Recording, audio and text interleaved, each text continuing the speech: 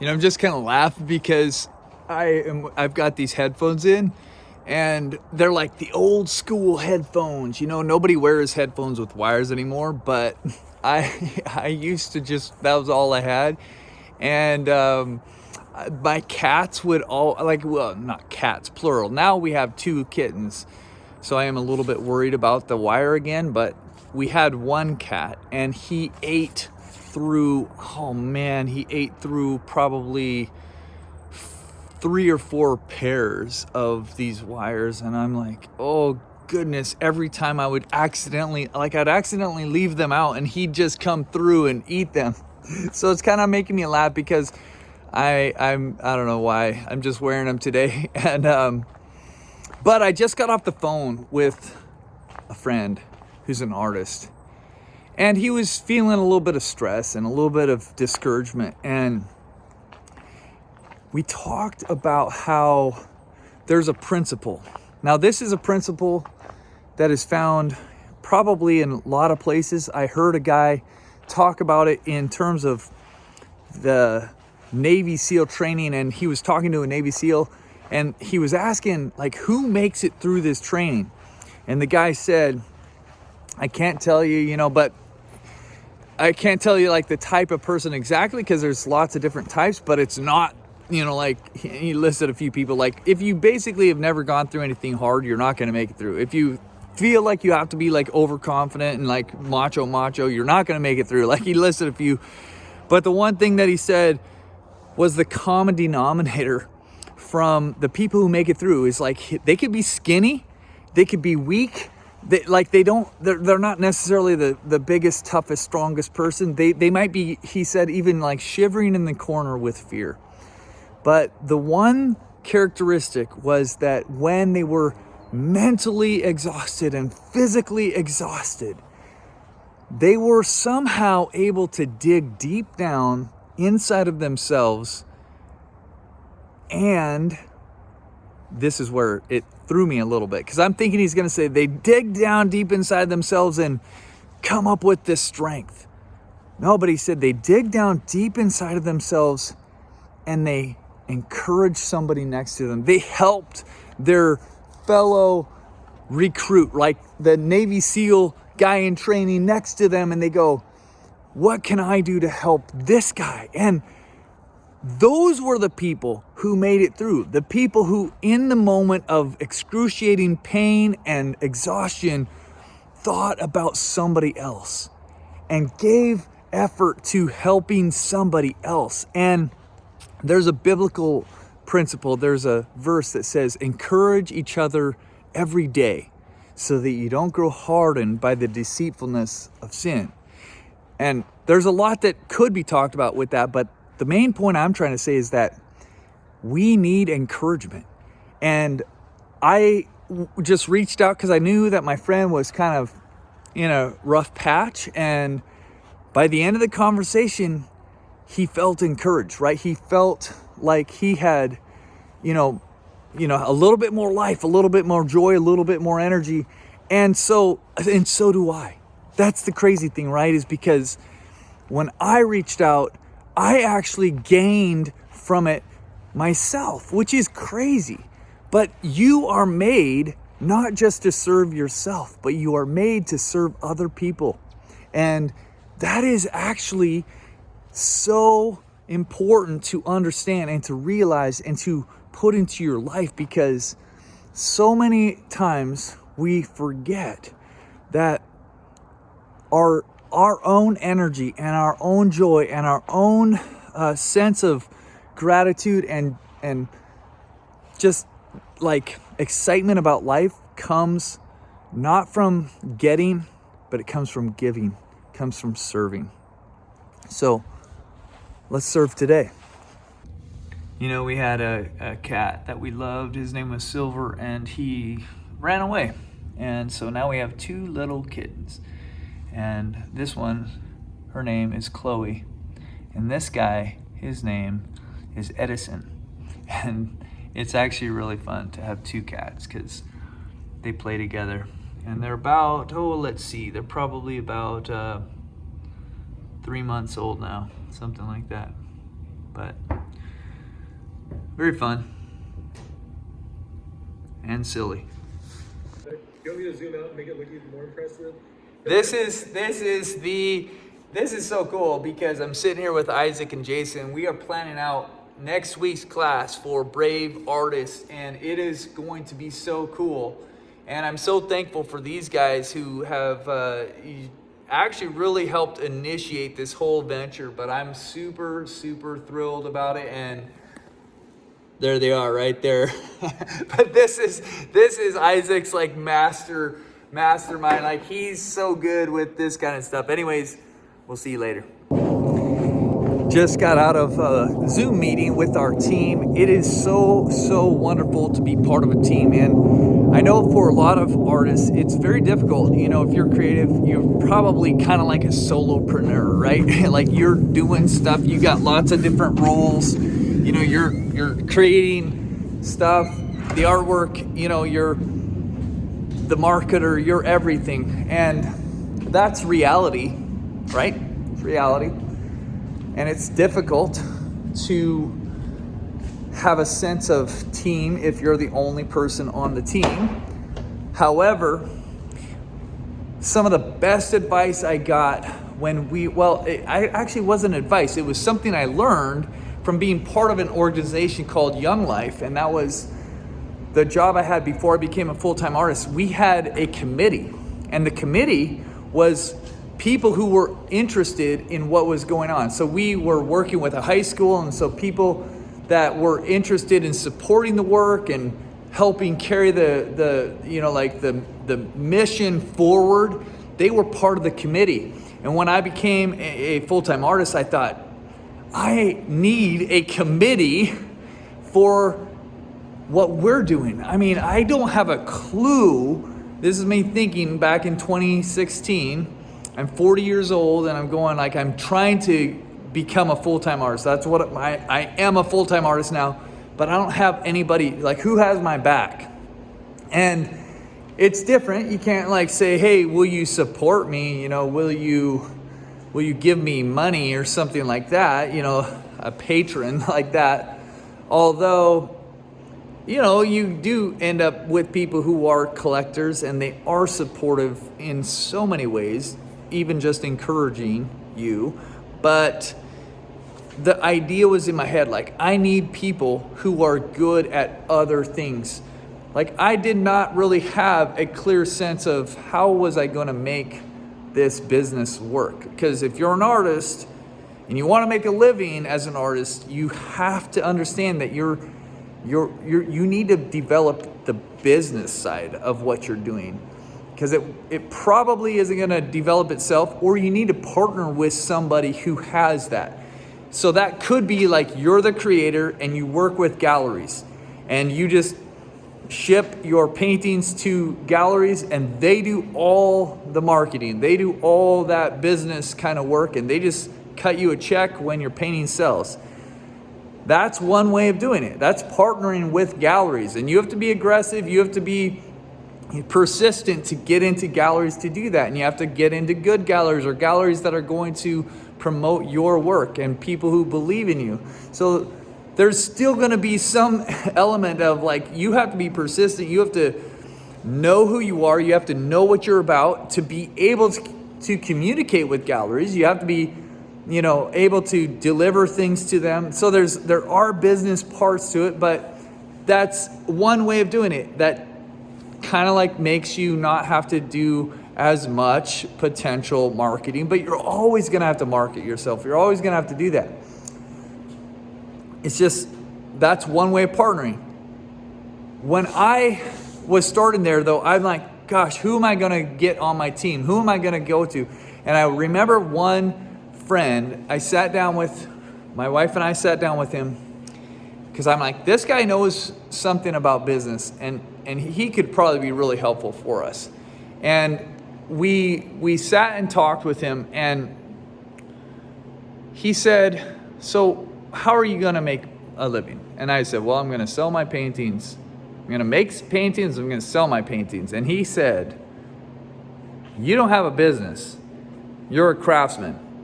If you have to continue to create a painting to be able to sell it, to be able to make any money, you don't actually have a business. You are a craftsman. The minute that you stop creating your paintings, you have nothing left to sell, and you could never walk away from this because you are every part of it. Like, you are the craftsman. You are the producer. A business by its nature is something that you could walk away from and it could carry on without you. For example, if you know, what's the guy's name? The painter of light. I can't, is it Michael Kincaid or something like that? Thomas Kincaid. So I think that there are still probably stores in the United States that sell his work. His work was based on prints. He printed his work and he had stores all over. You couldn't go to a mall in America pretty much and not see like a store that was selling Thomas Kincaid artwork. It wasn't original artwork, and that's how it was a business. He was duplicating his original work, and he had a business plan, a business model, and for all intents and purposes, he got to a place where he wasn't actually necessary. He wasn't in those stores, he wasn't in those galleries at all, but they were selling work that he had already painted. So that's kind of like the idea. So what are you doing today to bring people into your life who can give you encouraging and thoughtful and wise counsel and be part of your team? Because that conversation with that friend that day changed so much about my perspective of what it looked like to be a professional artist. Because honestly, what it made me do was say, what could I walk away from? Like, what can I produce that I could walk away from and that it could be a business that could carry on without me? And I thought, okay, I could do prints or I could do video. And I was thinking about it, and we ended up going down the road of prints for a little while. Got a new website where we could have orders come in and we could print things directly. And that was something that kind of worked for a little while. But in the back of my mind, I thought, man, if I could figure out a way to do video, I think that would potentially be the better way for me. Just thinking about my personality, thinking about who I am, thinking about how I love people and I love teaching and encouraging people, I just realized that could be the better option for me, but I didn't know how to do it. I had no clue how to make that something that was actually a viable way of making a living. All I thought was YouTube, and I couldn't see how it would actually be worth the time and energy and effort. And that's for the story of how we ended up creating an acrylic university, the story for another day. But without the counsel of somebody who is, I was like, I need a team member. I need people to help give guidance. That's what you need too. That's what I need too.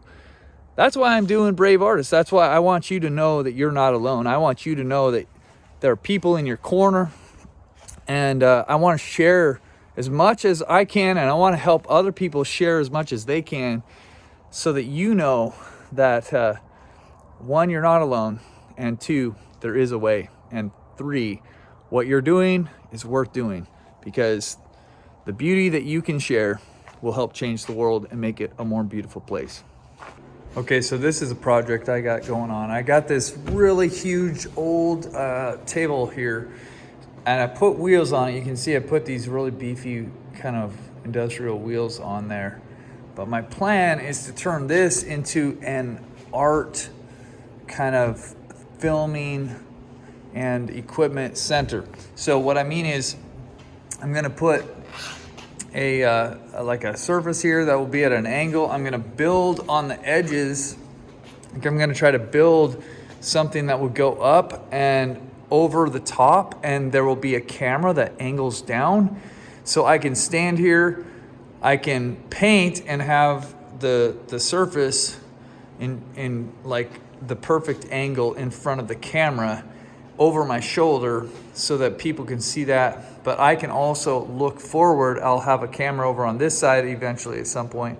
I mean, this isn't where it's going to be, but I'm just saying.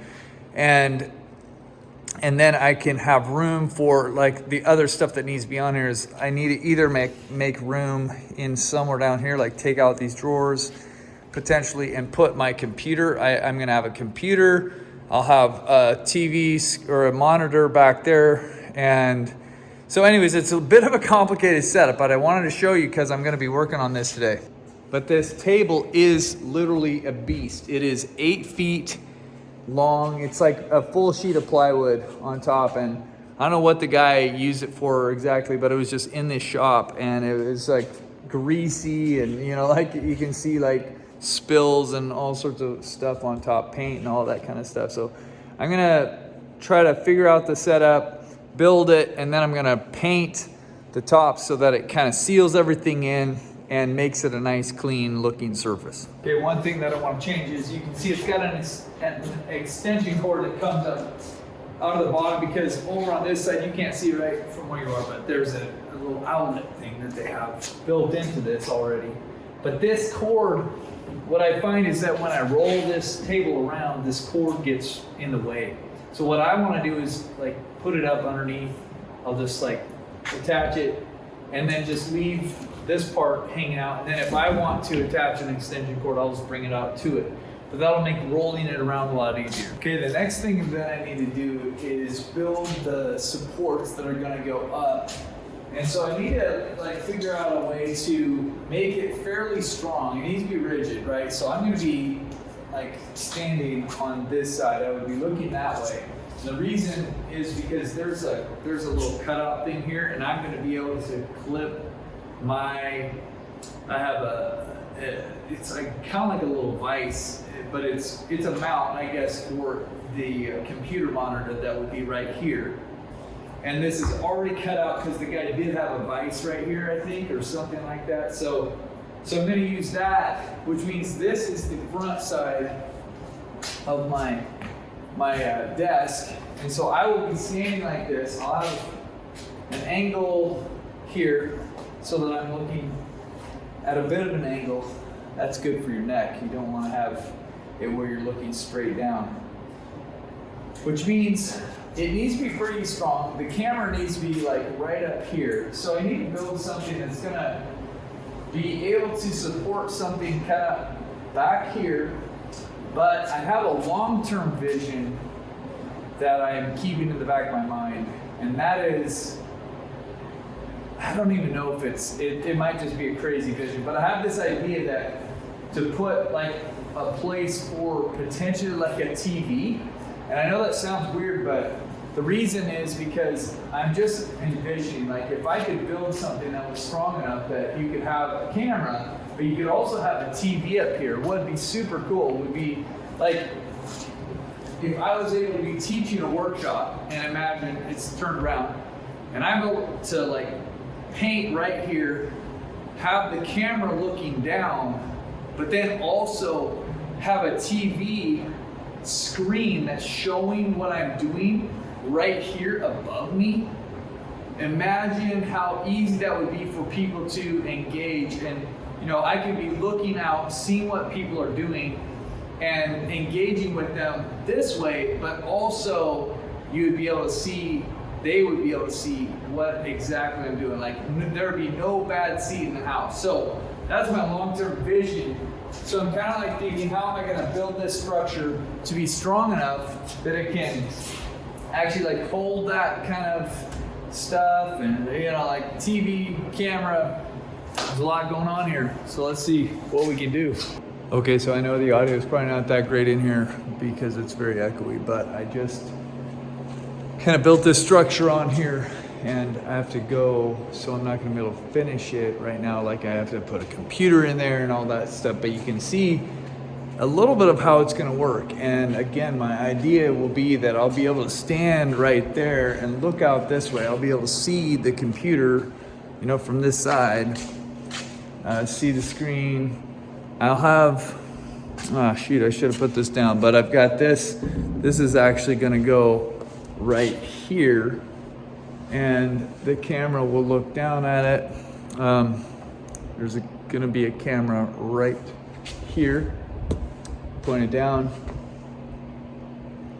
I don't know, I think it's gonna work. I think it's gonna be actually pretty cool, and I think it'll work for live classes as well as online stuff. So that's what my goal is to make something that would work if there were people in the studio, or just to record for online stuff. And what would be really cool would be able to do both at the same time. So we'll see if that ever happens, but potentially. Okay, if you want to create a video course and you're a painter, or potentially other mediums, this could work as well. This is kind of what I think is the bare minimum for what you need to be able to record a quality course. And you probably have some of this already. You need a phone. That's very important. You need a tripod, something that is a reasonable height for whatever you're going to be filming. You know, if you're a very tall person, or you're filming stuff that's very big, or you're filming something that's, you have to get from above, you know, there are some variables in what kind of tripod or mount you might need. If you need it to be overhead, you might find one of those that go on a desk and directly look down. But the other thing I think you need is, if you're a painter like I am, what I found to be the most helpful thing is to figure out a way to get your palette next to your painting. If you're doing a different kind of medium, like if you're working in clay, then you need to figure out how to get just whatever is necessary in the scene in the screen, right? And so having this like next to each other makes it so much simpler, because otherwise you're gonna have to have a camera looking down at your at your palette, and then another camera looking up at your canvas, and that is going to be much more complicated in every respect, especially in the editing, than this. This is like, all you need is a phone and a tripod, and then you need to set up your setup like that, but it's gonna work. And this is an example of what it could look like if you set it up. This is the way I've done it before, where I am painting like this, and you can see that I have it on a double zoom. So it's got plenty of distance from me. I'm not gonna step back and hit the tripod or anything like that. I mean, if I flailed my arms around, I could, but hopefully you're not gonna flail your arms around, and you're just gonna be right here looking and, you know, doing your work and staying out of view of the camera, but getting this nice composition and scene here. So the camera that's worked well for me is an iPhone 12, because it does have it has a lens that will do double zoom and not lose any definition. So you get a nice close range shot without being really in the midst of the painting process, right? That's why this is set back just a little bit like this, and it works totally fine. Now, I don't normally talk while I'm painting in this kind of situation. I usually will just paint the whole thing, paint the whole painting, and then I'll come back over and I will do a voiceover over the top. That is an option for a lot of people that could be really good, because it's often difficult for people to explain what they're doing and do it at the exact same time. Now, some people are quite gifted at that, and if you are, go for it. I've done lots of that as well. That means you just have to figure out a way to get your recording, your audio recording into your phone at a good quality level. That means you might need to wear a lapel mic or something like that. It's definitely doable, totally doable. You just need to plan for that if that's what you're going to proceed forward with as your mode of operation. But if you want to, or feel like you're gonna do a better job with your demonstration, or whatever your practice is, you think you can do a better job if you're not trying to explain it and talk over that process, then you could come back later and record a voiceover. Okay, just got home, brought our daughter home from gymnastics, and it's time to be off of technology, spend time with family. And I just want to remind you of what I'm going to do and what I encourage you to do also. Plan tomorrow today. Lift big rocks first. And here's another one. Keep your head up. Keep looking up. Love you guys. See you tomorrow.